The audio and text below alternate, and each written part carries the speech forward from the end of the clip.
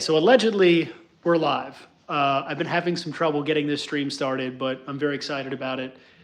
This is my walk around tour of the 1953 M38A1, and I'm going to make sure that this thing is actually cooking right now.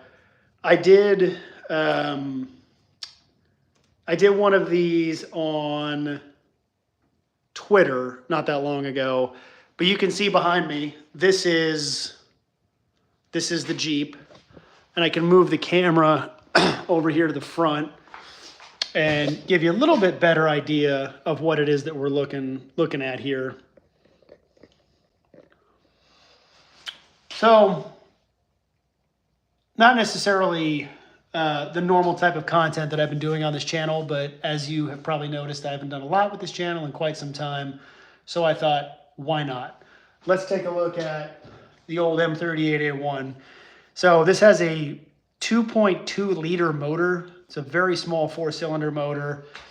And I'll open up the hood here to give you a quick look inside.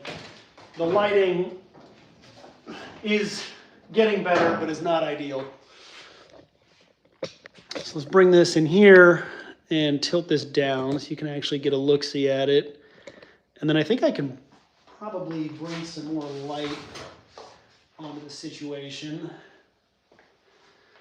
So this is it. This is the motor. 134 cubic inch. They called it an F-head motor.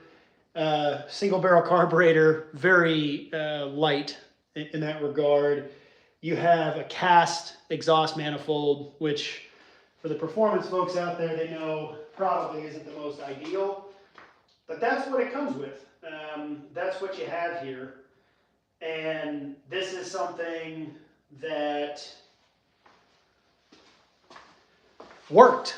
I mean, it worked for the military. It was very reliable. And it's a slight upgrade. The big upgrade between this and the original, and when I say the original, what I mean is your World War II GPW Willis Overland version. This has overhead valves for the intake, but it still has integrated valves in the engine block for the exhaust. So that was kind of the big upgrade with this. Extremely underpowered by modern standards. It has, I think, 45 horsepower, which is very, very minimal for anything you might be trying to do. But this thing's tiny. I mean, if I close this up and give you a broader look at the vehicle itself, it's not a very large vehicle. It has decent ground clearance, but it's maybe 11 feet long. And if I do the full walk around, you can see there's just not a lot here. I mean, all the way to the back there, you talk about these guys who were doing the Humvees and things like that. A Humvee is massive compared to this Jeep. This is the M38A1 Korean War era Jeep that you would have seen probably from the 50s well into the 70s. And if I come around here, I can show you the interior. If you guys want to ask any questions or leave any comments, feel free to do so. I'm also watching myself on the laptop to make sure that the quality of the stream sort of sustains itself.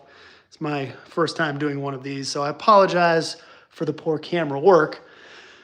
So this is your dash. You have an enormous glove compartment here for whatever you need to do. Choke, headlights, blackout lights. The steering is an absolute joke. No power steering, absolutely direct. So that's the whole thing right there. You're not getting anything special out of this. It's strictly a geared steering system. The dash also has, let me show you guys this stuff because this is quite something. So these are all of your gauges right here, and that's it. You've got electrical, oil pressure, you have a speedometer, odometer, and then up here you have a temperature gauge. This says it's got 19,000 miles on it. Somehow I doubt that this has 19,000 original miles on it, but we'll continue the tour. Let me just pin this back in here. So if we come over here to the back of the vehicle, This area is kind of a quasi seating area, kind of a quasi almost pickup truck bed type of area here. So you can see there is a place right here to actually have someone seated, but it's not much. I mean, you might be able to get one person back here. You'd be really hard pressed to get two people in the back of a Jeep like this. And, you know, Grandpa, when he left me this Jeep, he hooked it up with a smorgasbord of parts. And my father-in-law and a buddy of his put this thing together back in California and sent it out my way here in Virginia. And I think they just kind of threw in whatever they could find, because there's some components in here that are very clearly far too heavy duty to have anything to do with an old Army Jeep. But I'm grateful to them for doing it. The rear end is totally out of this right now. Here's the brake drums. I restored these a very long time ago with my grandfather before he passed, but that all still needs to go into the back of the rear end of the vehicle. We have our brake cylinders that are out of the vehicle right now. So that all needs to go back in. That's going to be the basis of the restoration that I'm going to start on this vehicle. And I'm pretty excited about it. I mean, I've got my garage set up. I don't know how much of that you guys can tell from just watching this, but the garage is in a much better place than it was. Nice and cleaned out, a lot of space to work. And I've got all these parts that I can work with as I continue the restoration. So we'll come around here to the back of the Jeep. And a couple things that are noteworthy when you look at the back is the date right here, the last time this vehicle was registered, is the year of our Lord 2002.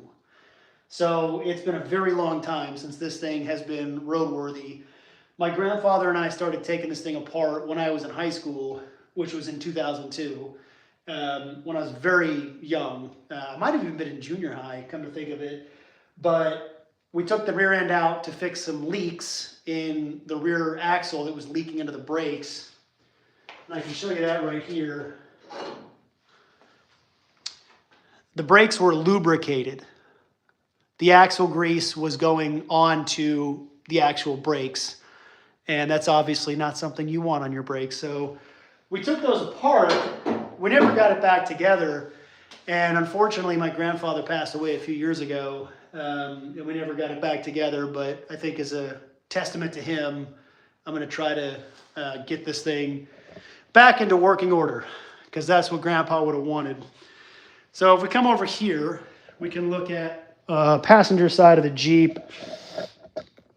And this is the original data plate, which is great because that's actually pretty rare in these old vehicles.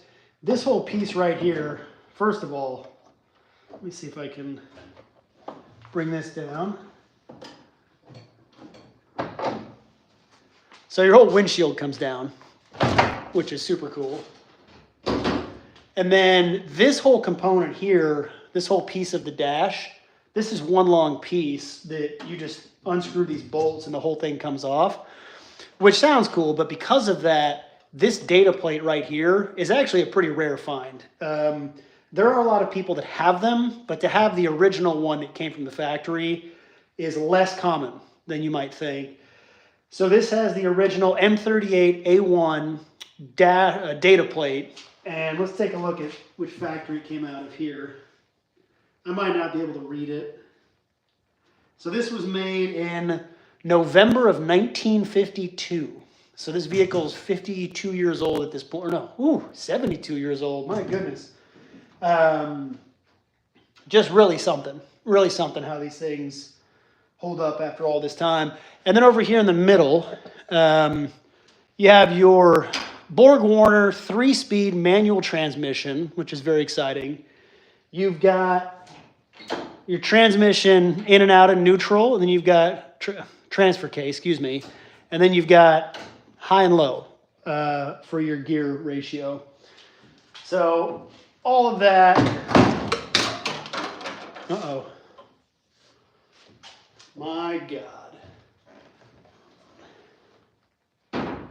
The windshield has totally popped out of place. This could be catastrophic. Let's bring this around. and I'll show you what I'm dealing with here. So right here, this has popped out. You can see over there, that one's still in place. I'm gonna try to get this back in place real quick. This could be not good.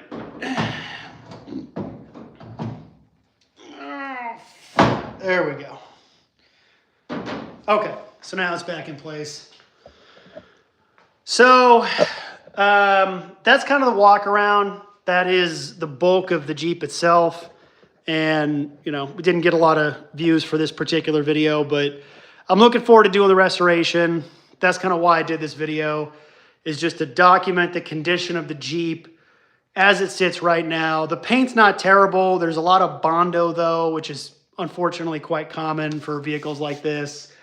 It does have the reproduction seats, the reproduction roof, which I appreciate having. It does have the machine gun mounting plate on the cross member towards the rear of the vehicle. So hopefully someday after I finish the restoration, I can get one of those very cool propane powered machine guns. Overall, it's not in bad shape though. For something that's this old, it's actually in pretty good shape. The only piece that is really going to be a problem is if you look down here, the floor is basically gone. So, I mean, this is, I don't even know what the hell this is, but that's a hole that goes right down to the floor. So that's going to be something that I'm going to have to fix. That's not going to be easy because I'm not, the mechanical stuff I'm pretty savvy with. I'm not great with body work, and I'm certainly not great with welding. And you can see from looking around my garage, like it's not too compact, but it's not exactly spacious. So I'm gonna have to learn. And that's why this process is so much fun. The only other part that gives me a little bit of nervousness is the fuel tank. So if you look here, you can see this is the fuel tank and the fuel filler is right here. This has nothing to do with the original vehicle. This was something put in afterwards, and even tapping that, I can smell 20-year-old gas coming out of there. The original fuel filler is right here, but this is, as you can see, has been just completely covered up. So that's something that I'm gonna have to take care of. So got my trusty BB gun, and I'm looking forward to doing it. I hope you'll join me along the way. My name is Lee Wolf. This is All Military, and we will be restoring this 1953 M38A1.